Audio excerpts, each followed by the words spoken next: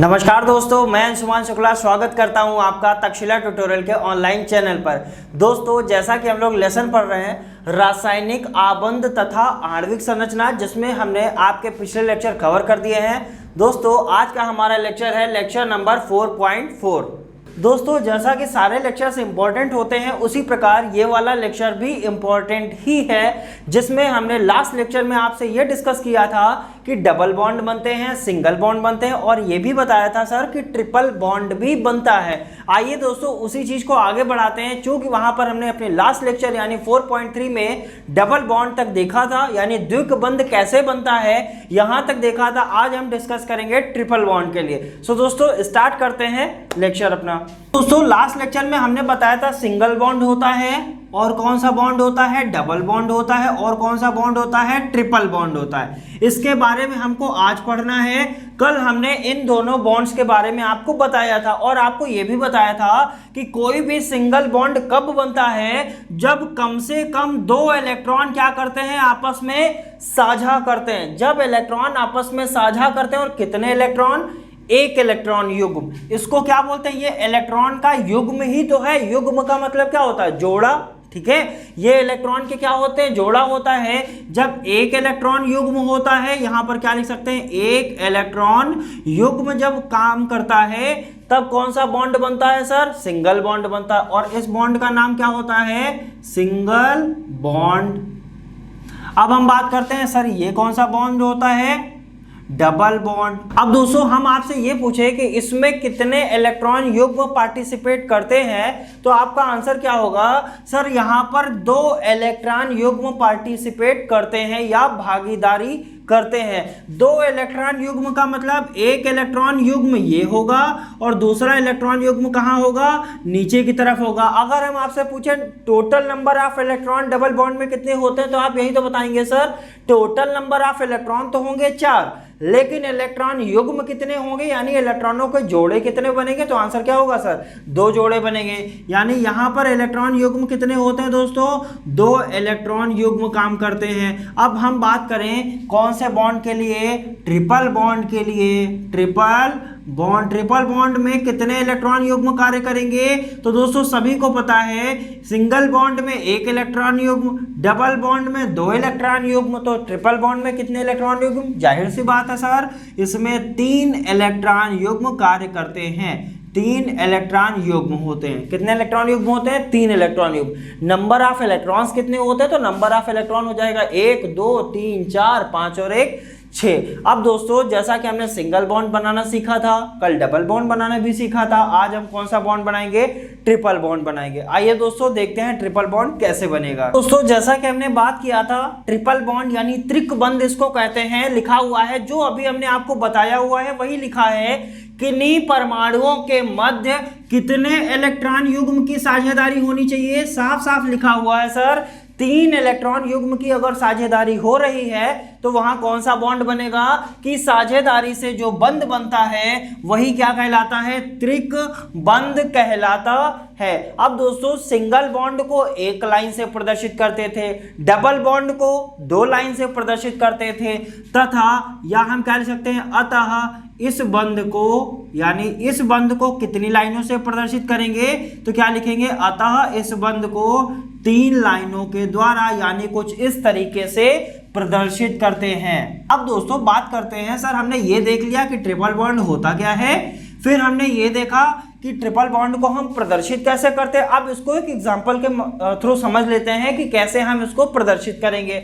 सो दोस्तों, यहाँ पर हमने एक छोटा सा एग्जांपल ले लिया है। हम आपसे कहें सर, N2 के मध्य, यानी जो नाइट्रोजन है, इनके 2 परमाणुओं के मध्य जो बंध बनता है वो कैसा बंध होगा, यही हमको देखना है। सो दोस्तों, हम बात करते हैं कि N2 की अगर बात करेंगे, तो N2 क्या है, ये भी एक सहसंयोजी यौगिक है। सहसंयोजक बंध कितने प्रकार के होते हैं, अगर आपसे डायरेक्ट पूछा जाए, वैसे रासायनिक बंध कितने प्रकार के, 3 प्रकार के। कितने प्रकार के, 3 प्रकार के। पहला वैद्य संयोजी, दूसरा सहसंयोजी, तीसरा उपसहसंयोजी। लेकिन क्या वैद्य संयोजी बंध के कोई प्रकार होते हैं, तो वो हम आगे देखेंगे। सहसंयोजी बंध के कोई प्रकार होते हैं कि नहीं होते हैं, तो आपका आंसर क्या होगा सर, सहसंयोजी बंध के प्रकार होते हैं। सहसंयोजी बंध के प्रकार होते हैं, इसका मतलब कितने प्रकार के सहसंयोजी बंध बनते हैं सर? 3 प्रकार के, या तो सिंगल बॉन्ड बनेगा, या डबल बॉन्ड बनेगा, या ट्रिपल बॉन्ड बनेगा। अब हम बात करते हैं सर N2 के मध्य कौन सा बंध बनेगा, इसको हम देखेंगे। तो सिंपल सी बात है, नाइट्रोजन का परमाणु क्रमांक कितना होता है दोस्तों? सभी को पता है कितना होता है? 15। जब आप इसका इलेक्ट्रॉनिक विन्यास बनाएंगे, इसको सॉल्यूशन कर लेते हैं, ये एक छोटा सा क्वेश्चन टाइप का हो गया आपका। इसका सॉल्यूशन क्या होगा? इसका इलेक्ट्रॉनिक विन्यास बनाएंगे तो क्या बनेगा? 2, 8, 5 कुछ ऐसे ही तो इलेक्ट्रॉनिक विन्यास बनेगा। अब नाइट्रोजन के कितने परमाणु आपने लिए? 2 परमाणु लिए। कितने परमाणु लिए आपने? 2 परमाणु। चलिए, एक नाइट्रोजन यहां ले लिया, एक नाइट्रोजन यहां ले लिया, चलिए कोई बात नहीं है। बाह्य कोश में एक नाइट्रोजन के बाह्य कोश में कितने इलेक्ट्रॉन? 5 इलेक्ट्रॉन। इलेक्ट्रॉनों को कैसे रखते हैं ये हम जानते हैं, अच्छी बात है। चलिए, एक इलेक्ट्रॉन यहां रखा, दूसरा इलेक्ट्रॉन यहां रखा, तीसरा इलेक्ट्रॉन यहां रखा, चौथा इलेक्ट्रॉन यहां रख दिया, नो प्रॉब्लम, कोई दिक्कत नहीं है, ठीक है। अब हम बात करते हैं सर 5वां इलेक्ट्रॉन हम यहां रख देते हैं, कोई प्रॉब्लम नहीं है। अब इसी तरीके से इस वाले नाइट्रोजन के पास भी इलेक्ट्रॉन्स होंगे, ये 1 इलेक्ट्रॉन, 2 इलेक्ट्रॉन, 3 इलेक्ट्रॉन, 4 इलेक्ट्रॉन और एक 5 इलेक्ट्रॉन। अब दोस्तों हमको क्या देखना है? बॉन्ड कौन से इलेक्ट्रॉन बनाते हैं? जो अयुग्मित इलेक्ट्रॉन होते हैं वही क्या बनाते हैं? बॉन्ड बनाते हैं। इस नाइट्रोजन के पास कितने अयुग्मित इलेक्ट्रॉन है? तो आपके आंसर क्या होगा सर? 3 अयुग्मित इलेक्ट्रॉन है। इसके पास भी कितने अयुग्मित इलेक्ट्रॉन है? 3 अयुग्मित इलेक्ट्रॉन। मतलब इसका क्या होगा सर? ये सब साझा करेंगे, साझा करके बॉन्ड बना लेंगे। अब साझा कराने के लिए क्या हम ये वाला बॉन्ड ऐसे दिखा सकते हैं? तो आपका आंसर होगा सर नहीं। इसका मतलब क्या करें सर? ये वाला इलेक्ट्रॉन अगर हटा के यहां बना दिया जाए तो हम बहुत ही आसानी से ट्रिपल बॉन्ड को दिखा सकते हैं। इसी तरीके से ये वाला इलेक्ट्रॉन हटा के आप कहां बना दीजिए? इस साइड पे बना दीजिए, नो प्रॉब्लम, ठीक है। अब दोस्तों ये क्या होगा? ये वाला इलेक्ट्रॉन इस वाले इलेक्ट्रॉन से साझा करके बॉन्ड बनाएगा, ये वाला इलेक्ट्रॉन इस वाले इलेक्ट्रॉन से साझा करके बॉन्ड बना लेगा। अब ये वाला इलेक्ट्रॉन इस वाले इलेक्ट्रॉन से साझा करके क्या बना लेगा? बॉन्ड बना लेगा। अब कितने इलेक्ट्रॉन युग्मों ने साझा किया? तो पहला इलेक्ट्रॉन युग्म, दूसरा इलेक्ट्रॉन युग्म और तीसरा इलेक्ट्रॉन युग्म। और हमने क्या बताया था? जब 3 इलेक्ट्रॉन युग्म साझा करते हैं तो कौन सा बॉन्ड बनता है? ट्रिपल बॉन्ड बनता है। और ट्रिपल बॉन्ड कैसे बना? तो आप इसको कैसे दिखा सकते हैं? N ट्रिपल बॉन्ड N, यानी नाइट्रोजन के 2 परमाणुओं के मध्य कैसा बंध बना हुआ है? ट्रिपल बॉन्ड बना हुआ। सो दोस्तों उम्मीद करते हैं सिंगल बॉन्ड कैसे बनेगा, डबल बॉन्ड कैसे बनेगा, ट्रिपल बॉन्ड कैसे बनेगा, ये सारे बॉन्ड्स आपको आसानी से समझ में आ गए होंगे। दोस्तों घबराने की जरूरत नहीं है, जितनी भी चीजें हम यहाँ डिस्कस करते हैं वो सारी चीजें आपको हैंड रिटेन नोट्स में मिल जाती है। और दोस्तों जैसा सभी को पता है वो हैंड रिटेन नोट्स कहाँ मिलते हैं? डिस्क्रिप्शन बॉक्स में जाएंगे, नीचे लिंक दिया हुआ है, लिंक पर जाएंगे, क्लिक करेंगे, पीडीएफ को डाउनलोड करेंगे। और अगर पीडीएफ डाउनलोड करने में कोई प्रॉब्लम हो रही है तो हमारे कॉन्टैक्ट नंबर पर हमसे कॉन्टैक्ट भी कर सकते हैं। दोस्तों जैसा कि हम यहाँ पर अभी नॉर्मल कुछ एग्जांपल्स लेकर आपको सिर्फ बॉन्ड बनाना सिखा रहे हैं, आगे हम कई सारे ऐसे लूज स्ट्रक्चर्स पढ़ेंगे जिनमें हम आपको बताएंगे कि आपको कुछ सूत्र दे देंगे यहाँ पर और आपसे बताएंगे सर इनमें ये बताइए कौन सा बंध बनेगा, ठीक है। सो ये सारे काम हम कहाँ करेंगे? सारे काम आगे करेंगे, लेकिन पहले हमको एक ओवरव्यू ये समझना है कि जो बॉन्ड्स बनते हैं वो कैसे बनते हैं। ये सारी चीजें हम दोस्तों समझ चुके हैं। अब बढ़ते हैं आगे की तरफ और देखते हैं हमारा अगला टॉपिक क्या होगा। सो दोस्तों बात करते हैं कि सहसंयोजक यौगिक के लक्षण क्या होते हैं। जैसा कि हमने ये पढ़ा था कि सहसंयोजक बंध होता है, सहसंयोजक बंध जिन यौगिकों में बनते हैं उन्हीं यौगिकों को हम क्या कहेंगे? सहसंयोजक यौगिक कहेंगे। जैसा कि हमने वैद्य संयोजी बंध पढ़ा था तो हमने ये बताया था कि जिनमें वैद्य संयोजी बंध बनते हैं वो क्या कहलाएंगे? वैद्य संयोजी यौगिक कहलाएंगे। इसी प्रकार से जो सहसंयोजी बंध बनते हैं और जिन यौगिकों में ये बंध बनते हैं वो कैसे यौगिक कहलाते हैं? सहसंयोजक यौगिक कहलाते हैं। जैसा वैद्य संयोजी यौगिकों के सामान्य लक्षण लिखवाए थे उसी प्रकार से हम सहसंयोजक यौगिकों के भी सामान्य लक्षणों को देखेंगे कि इनके सामान्य लक्षण क्या होते हैं। सो दोस्तों इनमें से आपके लिए कुछ लक्षण यहाँ पर हमने लिखे हुए हैं, इनको स्टेप बाय स्टेप पढ़ेंगे और देखेंगे ये लक्षण क्या कहते हैं। सो दोस्तों पहला लक्षण क्या लिखा हुआ है? इनके गलनांक और क्वथनांक। किनके? जो सहसंयोजी बंध होते हैं या सहसंयोजी बंध किनमें बनते हैं? यौगिकों में बनते हैं, और जिन यौगिकों में बनते हैं उन्हें ही सहसंयोजी यौगिक कहते हैं। या आप क्या कह सकते हैं कि सहसंयोजी यौगिकों के गलनांक और क्वथनांक क्या होते हैं? नीचे होते हैं। अंडरलाइन कर दिया, यहां पर हमने क्या लिख दिया? नीचे होते हैं। नीचे का मतलब क्या होता है? इनके जो गलनांक और क्वथनांक होते हैं, वैद्युत संयोजी यौगिकों के गलनांक और क्वथनांक क्या होते थे? उच्च होते थे। लेकिन सहसंयोजी यौगिकों के गलनांक और क्वथनांक उच्च नहीं होते, बल्कि कैसे होते हैं? नीचे होते हैं, या क्या कह सकते हैं आप? कम होते हैं, या क्या कह सकते हैं आप? लो होते हैं। ठीक है, सो सहसंयोजी यौगिकों के जो गलनांक और क्वथनांक होते हैं वो क्या होते हैं? निम्न होते हैं या नीचे होते हैं। यहाँ पर सहसंयोजी बंध की जगह आप सहसंयोजी यौगिक कर सकते हैं। तो हमने ये देखा कि सहसंयोजी यौगिकों के गलनांक और क्वथनांक नीचे होते हैं। क्यों नीचे होते हैं? क्योंकि इनके अणु, यानी जो इनके अणु होते हैं वो किन बंधों के द्वारा जुड़े होते हैं? तो दोस्तों लिखा हुआ है इनके अणु जो होते हैं वो क्षीण वांडर वाल बंधों द्वारा जुड़े होते हैं। क्षीण वांडर वाल बंधों द्वारा जुड़े होते हैं तथा इन बलों को तोड़ने के लिए कम ऊर्जा की आवश्यकता होती है।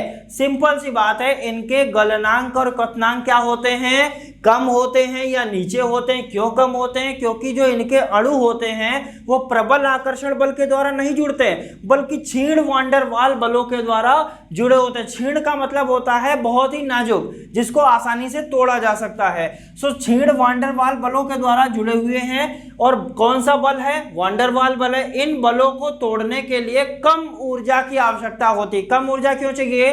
क्योंकि इनका बल कैसा है? क्षीण है। क्षीण का मतलब कमजोर। अब कमजोर चीज को तोड़ने के लिए आपको ज्यादा बल लगाने की आवश्यकता नहीं है, तो इसीलिए क्या कहते हैं? इनको तोड़ने के लिए कम ऊर्जा की आवश्यकता होती है। सो दोस्तों उम्मीद करते हैं पहला पॉइंट क्लियर हो गया होगा। बढ़ते हैं अगले पॉइंट पर। अगला पॉइंट क्या कह रहा है? यह यौगिक अणुओं से बने होते हैं। जो सहसंयोजी यौगिक होते हैं वो किससे बनते हैं?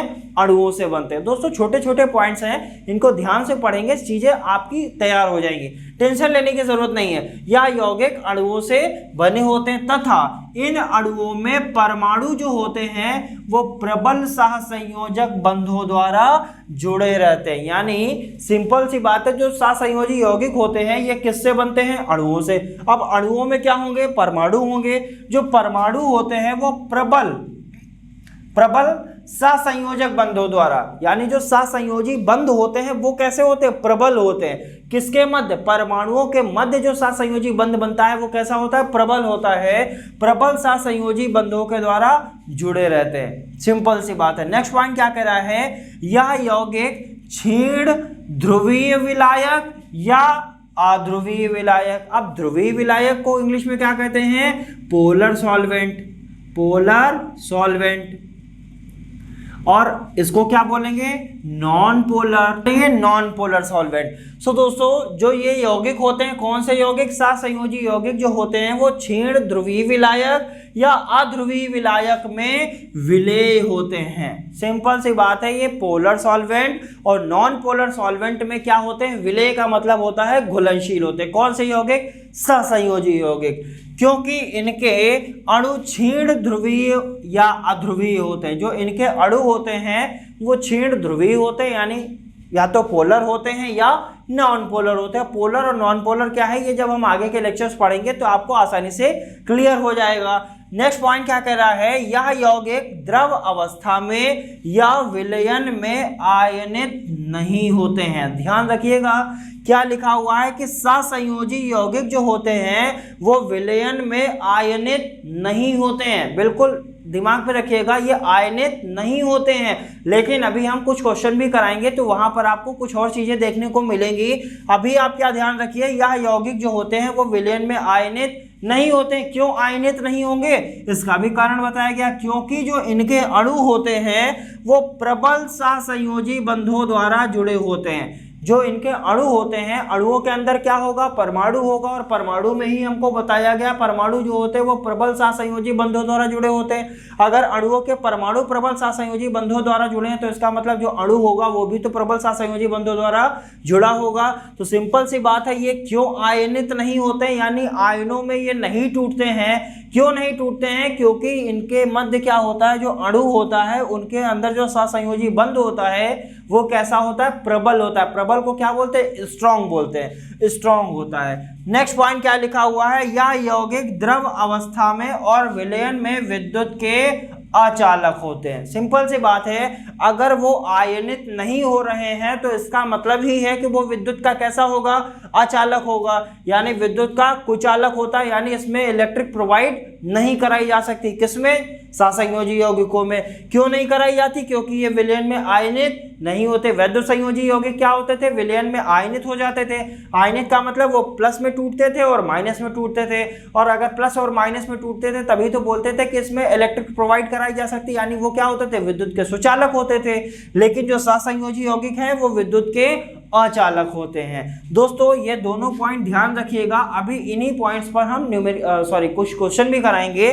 नेक्स्ट पॉइंट क्या कह रहा है, इन यौगिकों में सहसंयोजी बंधों की प्रकृति जो होती है वो कैसी होती है, दिशात्मक होती है। ठीक है, जो सहसंयोजी बंध होते हैं उनकी प्रकृति यानी इनका जो नेचर होता है वो कैसा होता है, दिशात्मक होता है। अब दिशात्मक नेचर होता है तो क्या होगा, उसमें लिखा हुआ है दिशात्मक नेचर होने के कारण क्या होगा, इसी कारण सहसंयोजी अणुओं की विशेष ज्यामितीय आकृति होती है, यानी जियोमेट्रिकल स्ट्रक्चर होता है, क्योंकि इनकी प्रकृति कैसी होती है, दिशात्मक। इसीलिए ये एक स्ट्रक्चर फॉर्म करते हैं। स्ट्रक्चर मतलब एक संरचना या ज्यामितीय आकृति फॉर्म करते हैं, और वो ज्यामितीय आकृतियां कैसे फॉर्म होंगी इनकी भी हम बात करेंगे। तो दोस्तों टेंशन लेने की जरूरत नहीं है, सारी चीजें हम स्टेप बाय स्टेप पढ़ते रहेंगे। आप इन पॉइंट्स का एक बार फिर से रिवीजन करिएगा और सारे पॉइंट आपको आसानी से समझ में आ जाएंगे। अब दोस्तों बढ़ते हैं, जैसा कि हमने ये बताया कि यहां पर क्या लिखा हुआ है और यहां पर क्या लिखा हुआ है। यहां पर लिखा हुआ है कि सहसंयोजी यौगिक जो होते हैं वो विलयन में आयनित नहीं होते हैं, और ये क्या होते हैं, ये विद्युत के अचालक होते हैं। लेकिन क्वेश्चन एक आता है कि कुछ सहसंयोजी यौगिक ऐसे होते हैं जो विलयन में आयनित हो जाते हैं, पहला क्वेश्चन बनेगा। दूसरा क्वेश्चन क्या बनेगा, कुछ सहसंयोजी ऐसे यौगिक होते हैं जो विद्युत के क्या होते हैं, चालक होते हैं, यानी उसमें इलेक्ट्रिक प्रोवाइड कराई जा सकती है। वो क्या होंगे, उन क्वेश्चन को कैसे किया जाएगा, आइए दोस्तों बढ़ते हैं क्वेश्चंस की तरफ। तो दोस्तों जैसा कि हमने क्वेश्चन की बात करी थी कि कुछ सहसंयोजी यौगिक ऐसे होते हैं जो क्या करते हैं, आयनित हो जाते हैं। अगर वो आयनित हो जाएंगे इसका मतलब वो क्या करेंगे, विद्युत के चालक भी होंगे।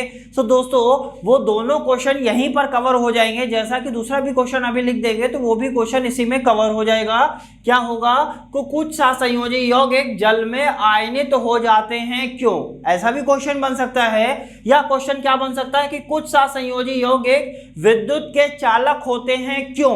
ये सारे आंसर्स आपको नोट्स में मिल जाएंगे। अब दोस्तों बात करते हैं कि ये जल में आयनित क्यों हो जाते हैं।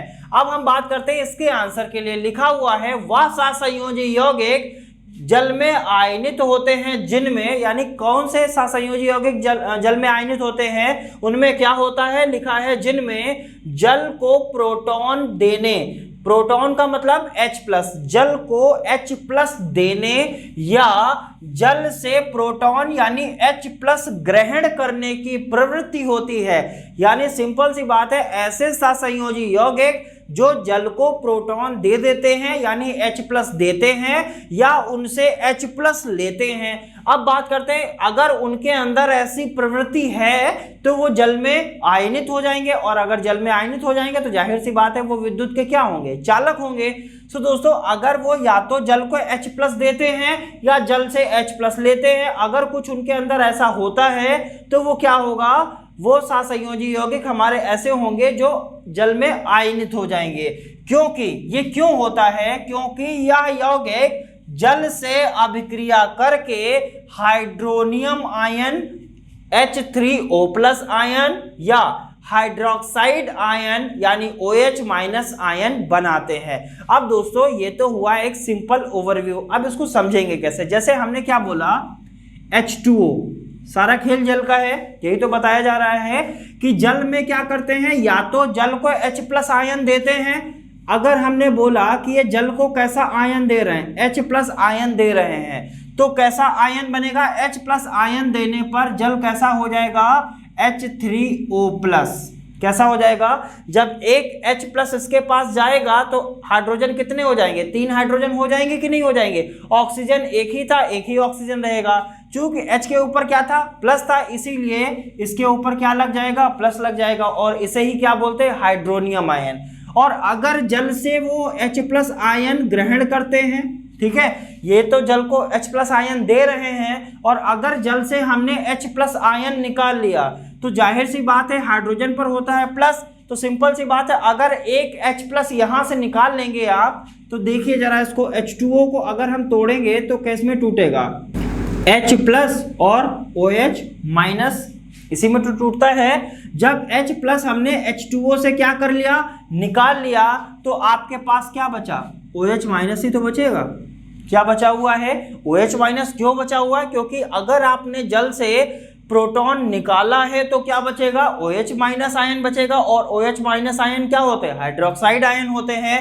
और अगर आपने H प्लस आयन दिया है तो क्या बनेगा, H3O प्लस यानी हाइड्रोनियम आयन बनेगा। सिंपल सी बात है, वह सहसंयोजी यौगिक जो जल में आयनित होते हैं जिनमें जल को प्रोटॉन देने, यानी जब जल को प्रोटॉन देते हैं तो हाइड्रोनियम आयन बनता है, या जल से प्रोटॉन ग्रहण करने की प्रवृत्ति होती है, यानी जल से प्रोटॉन ले लेते हैं, उनमें ऐसी अगर प्रवृत्ति होती है। अब ये प्रवृत्तियां क्यों होती हैं, क्योंकि यह यौगिक जल से अभिक्रिया करके H3O प्लस आयन या OH माइनस आयन बनाते हैं। अब दोस्तों यहां से आपको यह पता चल गया, अगर H प्लस आयन हमने दिया है तो H3O प्लस बनेगा, अगर H प्लस आयन लिया है तो OH माइनस आयन बनेगा। कब बनेगा, ऐसे यौगिक किससे अभिक्रिया करेंगे, जल से। आइए दोस्तों देखते हैं ऐसे कौन से यौगिक हैं जो जल से अभिक्रिया करके कुछ इस तरीके की प्रोसेस करते हैं। सो दोस्तों जैसे हमने सिंपल सी बात करी HCl की, HCl की रिएक्शन अगर हम कराते हैं किससे, H2O से, चलिए H2O से, यानी जल से ही तो अभिक्रिया करेंगे। चलिए हमने जल से अभिक्रिया कराई। अब दोस्तों हम देखते हैं क्या होगा, जब HCl टूटता है तो किसमें किसमें टूटता है, सबको पता है सर, H प्लस और Cl माइनस, कुछ यही तो होता है। इसका मतलब क्या होगा, ये H प्लस आयन H2O के पास जाएगा। जब H2O के पास ये H प्लस गया तो क्या बना सर, आप यही तो कहेंगे सर, H3O प्लस बना। ठीक है, अब ये H प्लस यहां से अगर निकल जाएगा तो बचेगा क्या, Cl माइनस ही तो बचेगा। यहां पर क्या बचा, Cl माइनस, और ये कौन सा आयन बना है, आपका आंसर क्या होगा सर, हाइड्रोनियम आयन। अब दोस्तों ये क्या है, इसने H प्लस दिया है, इसको जो देता है वो क्या होता है, दाता होता है। तो क्या लिखेंगे, ये क्या हो जाएगा, H प्लस दाता, यानी ये क्या कर रहा है, H प्लस को दे रहा है और ये H प्लस ग्रहण कर रहा है, तो ये क्या हो जाएगा, H प्लस ग्राही। लिख सकते हैं कि नहीं, दाता का मतलब देने वाला और ग्रहण करने वाला का मतलब क्या होता है, ग्राही। ग्राही का मतलब होता है ग्रहण करना। अब इसने H प्लस दिया, इसने H प्लस ग्रहण किया, जब इसने ग्रहण किया तो क्या बनाया, H3O प्लस बनाया, और जब इसने H प्लस दिया है तो क्या हो गया, यहां पर बचा क्या, Cl माइनस बचा हुआ है। सो दोस्तों उम्मीद करते हैं अब ये क्या है, ये जल में आयनित हो जाता है। क्यों आयनित हो जाता है, आप क्वेश्चन या तो ऐसे बन सकता है या कभी कभी क्वेश्चन घुमा के पूछ देंगे कि HCl जल में आयनित क्यों हो जाता है, तो आंसर क्या होगा सर, ये हाइड्रोनियम आयन बनाता है इसीलिए ये जल में आयनित हो जाता है। उसको एक्सप्लेन कर सकते हैं आप इसी के थ्रू, सिंपल सी बात है। क्वेश्चन कई तरीके से बना सकता है, HCl एक साथ संयोजी यौगिक है जबकि वो जल में आयनित हो जाता है, क्यों, या क्वेश्चन ऐसे बन सकता है, कुछ सहसंयोजी यौगिक ऐसे होते हैं जो जल में आयनित हो जाते हैं, क्यों, तो उनके सबके आंसर क्या होंगे सर, आंसर यही है कि जब वो जल से अभिक्रिया करते हैं तो या तो वो हाइड्रोनियम आयन बनाते हैं या तो वो OH माइनस आयन बनाते हैं। अब यहाँ पर कौन सा आयन बनाया, हाइड्रोनियम आयन बनाया। अब दोस्तों नेक्स्ट रिएक्शन देख लेते हैं, अगर ये भी रिएक्शन करेगा यानी CH3COOH को क्या बोलते हैं, एसिटिक एसिड बोलते हैं। ठीक है, अब ये क्या करेगा, ये इससे रिएक्शन करेगा तो क्या बनेगा, सिंपल सी बात है, ये भी क्या करेगा, कई बार आपने लोअर क्लासेस में भी पढ़ा होगा, जब आप इसको तोड़ते हैं तो किसमें टूटेगा, CH3COO माइनस और H प्लस, कुछ यही तो होगा। इसका मतलब इसमें कौन सा आयन है, H प्लस आयन है। अब ये H प्लस आयन इसके पास जाएगा तो क्या बनाएगा, हाइड्रोनियम आयन बनाएगा, यानी यहाँ पर जब हाइड्रोनियम आयन बनाएगा तो इसका मतलब क्या हो जाएगा, H3O माइनस। ठीक है, सॉरी वो माइनस नहीं होता है, प्लस होता है, H3O प्लस, ये क्या बनाएगा, हाइड्रोनियम आयन। अब दोस्तों किसने लिया किसने दिया, आप कहेंगे सर CH3COOH ने दिया है, जो देता है वो क्या हो जाएगा, H प्लस दाता, और जो लेता है वो क्या हो जाएगा, H प्लस ग्राही।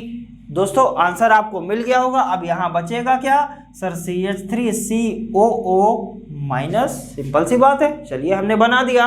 नेक्स्ट बात करते हैं, NH3 रिएक्शन अगर H2O से करेगा तो क्या होगा। तो दोस्तों क्या NH3 को कभी आपने टूटा हुआ देखा कि N+H3 माइनस या समथिंग कुछ इस तरीके से? तो आप कहेंगे सर हमने ऐसा कभी नहीं सुना। इसका मतलब क्या होगा, अब कौन टूटेगा, अब टूटेगा आपका वाटर। अब जब वाटर टूटेगा इसका मतलब क्या होगा, इसमें H+ होगा, यहाँ क्या होगा OH- होगा। अब यहाँ से क्या होगा, ये H+ किसके पास आएगा, NH3 के पास। और आपने ये कई बार लिखा हुआ देखा होगा, हर जगह क्या होता है NH4+। NH4 क्यों हुआ, क्योंकि ये H+ किसके पास आया, यहाँ आया। जब यहाँ 3 हाइड्रोजन थे, अब कितने हो गए, 4 हो गए, 1+ आ गया, 1+ हो गया। जब H यहाँ से निकल गया तो क्या बचा यहाँ पर, OH- बचा कि नहीं बचा। और यही तो बताया गया, या तो हाइड्रोनियम आयन बनता है या हाइड्रोक्साइड आयन बनता है। यहाँ पर हाइड्रोनियम आयन बना था, यहाँ पर कैसा आयन बना है, तो आपका आंसर क्या होगा सर, हाइड्रोक्साइड आयन बना हुआ है। तो दोस्तों यहाँ पर हाइड्रोक्साइड आयन बन गया। अब दोस्तों हम आपसे पूछे किसने दिया और किसने लिया, तो आप क्या बताएंगे सर, H2O ने H+ दिया है। इसका मतलब यहाँ पर क्या हो जाएगा, ये H+ दाता हो जाएगा, और इसने ग्रहण किया है तो ये क्या हो जाएगा, H+ ग्राही हो जाएगा। आंसर क्या है, सिंपल से आंसर्स है। क्या ध्यान रखना है, कुछ सहसंयोजी यौगिक कैसे होते हैं जो जल में आयनित हो जाते हैं, क्यों हो जाते हैं, इसका आंसर आपको मिल गया। अब क्वेश्चन को हम घुमा देते हैं। क्वेश्चन को क्या कह देते हैं कि कुछ सहसंयोजी यौगिक कैसे होते हैं जो विद्युत के चालक होते हैं। यहाँ पर क्या लिख देते हैं, कुछ सहसंयोजी यौगिक विद्युत के चालक होते हैं। ठीक है, हमने बोल दिया कि कुछ सहसंयोजी यौगिक कैसे होते हैं जो विद्युत के चालक होते हैं, क्यों। तो आप आंसर क्या लिख सकते हैं सर, आप ऐसे भी लिख सकते हैं, पूरा आंसर यही हो जाएगा कि वह सहसंयोजी यौगिक विद्युत के चालक होते हैं। इस तरीके से थोड़ा सा करेक्ट कर लेंगे इसको, क्या लिख लेंगे, वह सहसंयोजी यौगिक विद्युत के चालक होते हैं जिनमें जल को प्रोटॉन देने या जल से प्रोटॉन ग्रहण करने की प्रबल प्रवृत्ति होती है। ये क्या होते हैं, विद्युत के चालक होते हैं। या ऐसा भी आप उसको थोड़ा सा और बढ़ा सकते हैं, वह सहसंयोजक यौगिक विद्युत के चालक होते हैं, लिख लेते हैं, जो जल में आयनित हो जाते हैं, जो जल में आयनित हो जाते हैं, हाँ, जिनमें जल को प्रोटॉन देने या जल से प्रोटॉन ग्रहण करने की प्रवृत्ति होती है, क्योंकि यह यौगिक जल से अभिक्रिया करके हाइड्रोनियम आयन या हाइड्रोक्साइड आयन बनाते हैं। आंसर यही रहेगा। क्वेश्चन चेंज कर दिया। क्वेश्चन क्या हुआ कि कुछ सहसंयोजी यौगिक विद्युत के चालक होते हैं, क्यों, तो आप बताएंगे वह सहसंयोजी यौगिक विद्युत के चालक होते हैं जो जल में आयनित हो जाते हैं। यानी जब तक वो जल में आयनित नहीं होंगे तब तक वो विद्युत के चालक नहीं हो सकते।